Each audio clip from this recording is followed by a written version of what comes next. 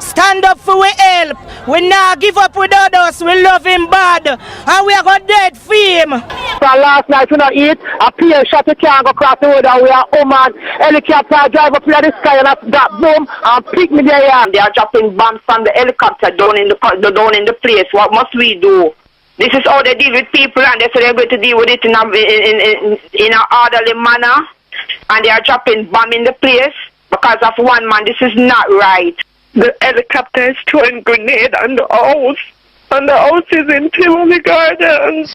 Blessings everyone. Good day to you all and welcome back to my channel. Today we're gonna delve a bit into the story of a Jamaican era leader. You know, we're gonna talk about his rise and we're gonna talk about his eventual downfall, proving that crime actually does not pay forever. And the individual that we'll be talking about today is Christopher Dudus, who was recently became a prominent figure in Jamaica's history. I want you to join me as we explore his rise to power, his influence on the community, and his eventual controversial downfall. We'll start off by taking a look at his early life. Christopher Dudus was born on the 13th of March 1969 in Tivoli Gardens, Kingston, Jamaica. Growing up in the politically charged neighborhood of Tivoli Gardens in Kingston, Jamaica, he became immersed in a community influenced by poverty and political affiliations. But as the son of Jamaica Labour Party activist Lester Coke,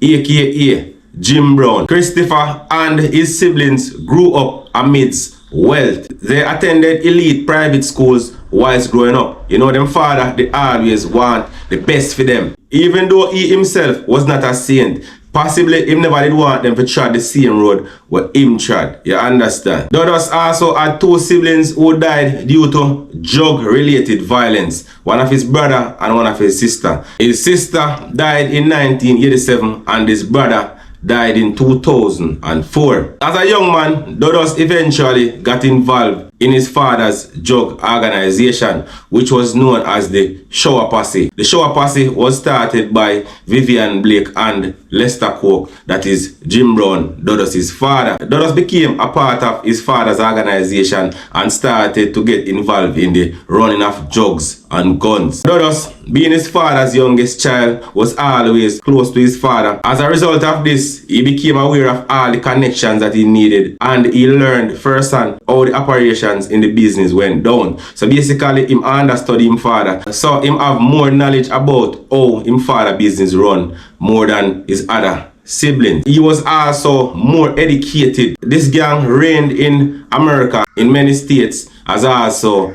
in Jamaica. You know what I mean? It was a worldwide gang. It even had ties in England. Vivian Blake was mostly the brain behind all of the operations of the gang, as he is the one who was located in America for most of the time. You know, Jim Brown was there for a while before he was deported back to Jamaica. Vivian Blake is more of a brainchild. Lester Coke was more of an aggressive person, you know what I mean, who was always hands-on in doing things. And Lester Coke, aka Jim Brown, was also the era leader for Tivoli Gardens, which is a Jamaica Labour Party stronghold. This organization was a very dangerous organization, as this organization was blamed for over 1,000 murders between the late 1980s and the early 1990s. This gang ruled the Tivoli Gardens neighborhood of Kingston. And you know, Tivoli Garden is a neighborhood that was developed by former Jamaican Prime Minister Edward Seaga. Prior to that, it used to be a community known as Bakawal. Edward Seaga kind of put in some high-rise building, you know what I mean? It was supposed to be like a pilot project for the entire Kingston. They were thinking of developing all of the garrisons like that. So even though Tivoli Gardens is a garrison, when you go to Tivoli Gardens, it's pure high-rise building, you go see. I mean, back in the time when that era was being developed, it was like some modern type of housing development where the elites would live, you understand, people? So it's like Tivoli Gardens was a different aspect of Kingston back in that time, and I mean, it was a very beautiful place, and that is the reason why it was called Tivoli Garden. So as a result of the gun runnings and the drug runnings by Lester Coke, you know, his family became wealthy and lived in luxury. Jim Brown came to Miami in 1984 to see what was going on with his Showy Posse and their drug dealing activities. And while he was here, in November that year, he walked into a house and executed 5 people. He walked around each one of them and shot him in the head with a .45. Jim Brown is a bad, bad man. In the year 1990, the U.S. Department of Justice indicted Lester Coke and other members of the Showy posse, including Vivian Blake, on drug trafficking and murder charges. Lester Coke was eventually arrested. 2 years after Lester Coke, aka Jim Brown, was arrested, he died in mysterious circumstances due to a fire that broke out in a prison cell that he was being housed, whilst his extradition was pending. During all this time, Christopher Coke, whilst being his father's trusted assistant, gained a lot of respect in the Showy posse gang and had a lot of influence over the operations of the gang.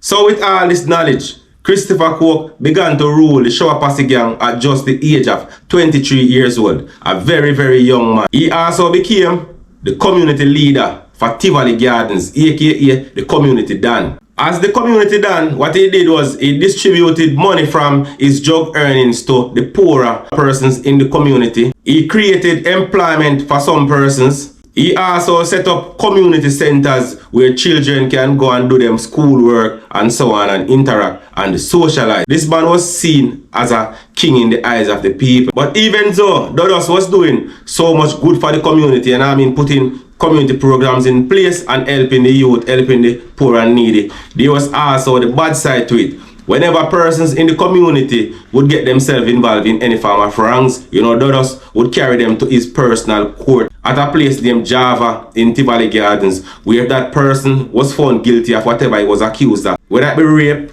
rob, or do anything at all outside of the rules that they set in their community, that person will be sentenced there and then, whether to a broken or a broke foot or to death. You understand, people? That was how he ruled that era. So Dudus run Tivoli Garden with an iron fist. So even though him do all the good for the people, him still do bad. This is a gang that was responsible for a lot of murders.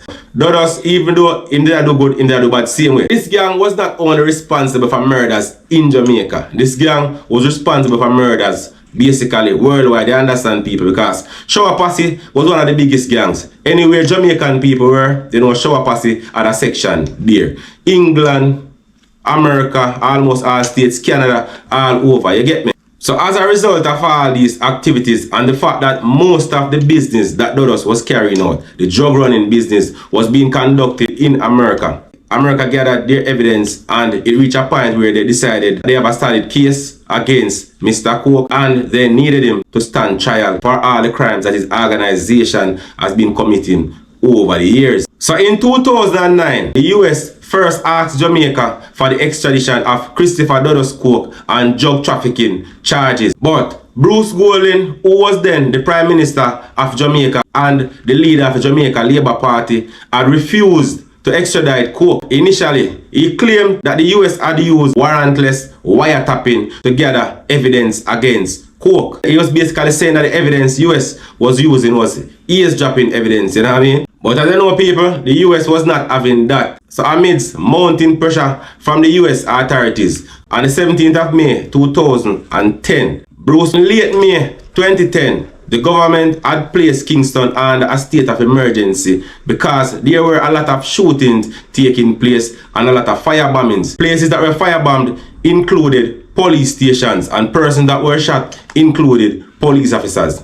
So on the 24th of May 2010, the military and the police launched a wide-scale operation in the Tivoli Gardens area with the intention of arresting Christopher Dudus Coke, for whom a warrant was issued. The military and the police was faced with a lot of resistance by persons in these communities who were firing at the police and the soldiers who were trying to enter the community. They also had set up barricades around different entrances to the community where they had all different kind of booby traps set up to kill police and soldiers and other persons trying to enter Tivoli Gardens. And you know, at one point, some persons in the community who were trying to leave were even killed by persons from in the same community because they are saying that they are not loyal. They might try to run left the war. Basically, supporters of court decided that they were going to take on the government. You understand, people? They were willing to challenge the state because persons were saying Jesus died for them,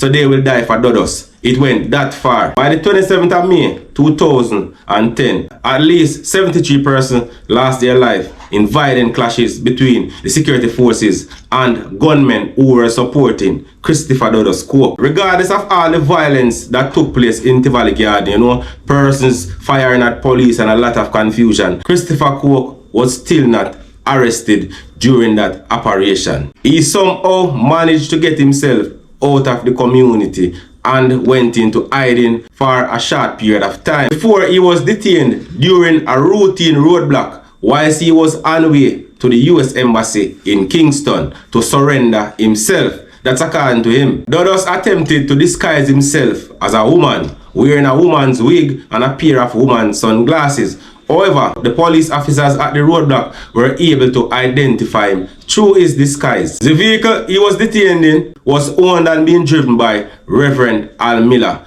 who is a very influential religious leader in Jamaica, especially back in that time. Reverend Al Miller was also arrested and charged by the police. Reverend Al Miller told the police Cook feared for his life if he surrendered directly to the Jamaican police, and that is the reason why he was asked for aid by Cook. Miller is also the one who had facilitated the surrender of Cook's brother 1 month prior to this incident. The death toll rose to about 74, which included one soldier who was killed by gunmen. So fearing for his life, Cook voluntarily waived his right to an extradition trial so that he could be transported directly to the US so that he could be tried directly there. Normally, if an extradition request is made for a person, that individual has the right to fight that extradition request. You understand, people? So Dudus waive him rights to that and decides to he might go to America, go answer to him charges directly. And this is as a result of the way that his father died in a jail cell whilst his extradition was pending to the US. So Dudus said that he was in fear that something like that might happen to him, and as a result he waived his rights and went straight to America. Whilst in the US, Cook was held at the New York City Metropolitan Correctional Center during the court proceedings. Cook initially pleaded not guilty to federal drug trafficking and weapon trafficking charges in May 2011. And after consulting with his attorneys, when he returned to court on the 30th of August 2011, he changed his plea to guilty for the said offenses. On the 8th of June 2012, Christopher Dudus Cook was sentenced to 23 years in prison. He is now being held at the Federal Correctional Institution, Fort Dix in Fort Dix, New Jersey. Christopher Cook is set to be released from prison in January 2030. I know everybody's upset, everybody's just crying, everybody's just real disappointed. Because I was planning now to go to the airport anytime to pick him up. That's how much I was so positive that he was going to get a fair hearing. There's no moving forward. You see, Dudus is the light of the place. There are certain things happening in the community now that could not happen. And now that they see this is just you giving them the leeway to say come in and kill innocent people now. Because remember, say, they have it that there's only puss, dog and rat live in Tivoli. They don't have it, say people live in Tivoli. So now you just leave the gate open for anybody to come in and do as they feel. Come on now, we are living here in a community with sleeping police. Because there's police here and people are dying same way and things are happening. When Dudus was here, it couldn't happen. So come on now, we don't need the police, we need Dudus. Because that's where the justice lies. He's the only one who cares about the people and the citizens of Tivoli Gardens. Nobody really cares. Right now, he's just disappointed. He's disappointed in the jurisdictional system because he knew he was railroad. This is unfair. But he wrote me to say that was going to happen. So I was expecting it. Because I know he knew from day one, say him never have no justice to get. This is one man in America. Come on now. He's one man against the world. What did you expect to happen? Nowhere, you know United States government, nowhere we could have win them. With this, come on now. Well, the people of Tivoli Gardens know that Dudus love them and he'll always love them and he's always in their hearts. Because every time he writes, he just always give out his love to them so they know that he will be always thinking about them. So will them. As long as nobody dies before that time, everybody here will still send Dudus, Christopher Cook to the end.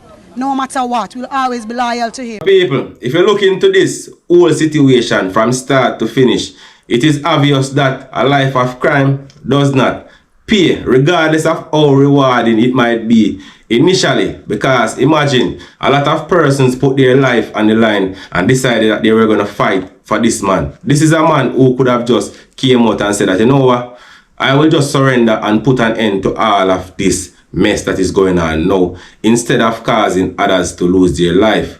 But he did not do that. You know what I mean? I guess in his mind he thought that he could have overthrown the security forces in the country. And when that did not work, what he did was teach on the people. You understand? Him set up the people for try war with the police force and the army. And after that was not successful, he decided that he was going to just take the opportunity to leave the country and go straight to America. You know what I mean? He did not even stay and fight the extradition. You understand? So people, you all have to be careful in this life what you do. Do not put your life and make that ultimate sacrifice for people, because you do not know the sacrifice that they are willing to make for you. You do not know if they are willing to make any form of sacrifice for you. After you dead and gone, it's done. A word to the wise is sufficient. It's better to do good and live good and try to avoid as much as possible getting involved into a life of crime, because ultimately it does not pay. It's either you're going to the prison or you're going to the grave. So no matter how rewarding it might seem initially, the ending result for everybody is always the same thing. You understand, people? And we're going to talk about a lot more topics like this in other videos. So you can like, subscribe, share. You can also share your opinion in the comment section. Peace. Thursday saw footage for the first time of crime lord Christopher Dudus Coke behind bars after he was captured on June 22, 2010. Jamaica Defence Force Lieutenant Colonel David Cummings said he was the officer responsible for inspecting the cell at Up Park Camp. There are nothing in the cell that would cause any injury or otherwise, because our task at the Jamaica Defence Force was to keep Mr. Coke safe so that we could hand him over to the JCF for the judicial process of the extradition to take place.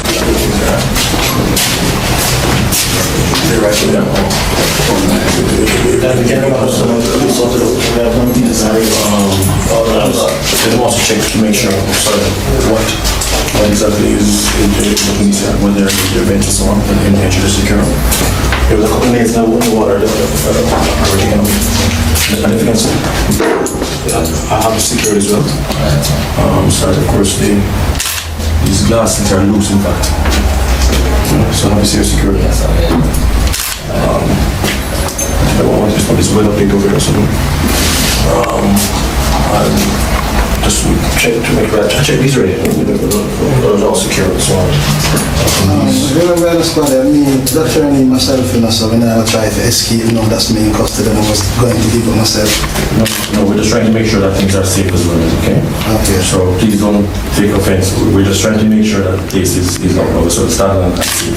Okay. Hence we don't have to worry and so on. That's the reason why.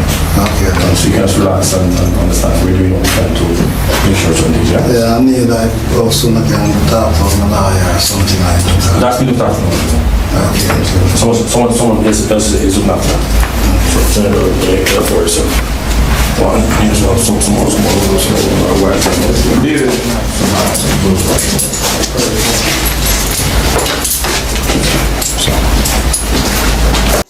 On the third day of clashes with armed supporters of Christopher Dudus Coke, government forces broke through street barricades. Local media said the soldiers and police were going from house to house in search of coke, confiscating mobile phones as they went. A number of weapons have been found by my latest report. A number of paraphernalia, including army fatigues, ballistic vests and binoculars. What I can assure you is that we have used no more force than is necessary to... Decided to go to the United States and hand himself. Did you support that decision? Yeah. Why? We don't fear trial. What did you fear? What did you fear that could happen to him? Them could kill him out here. She says she is confident that he will be back in Jamaica soon.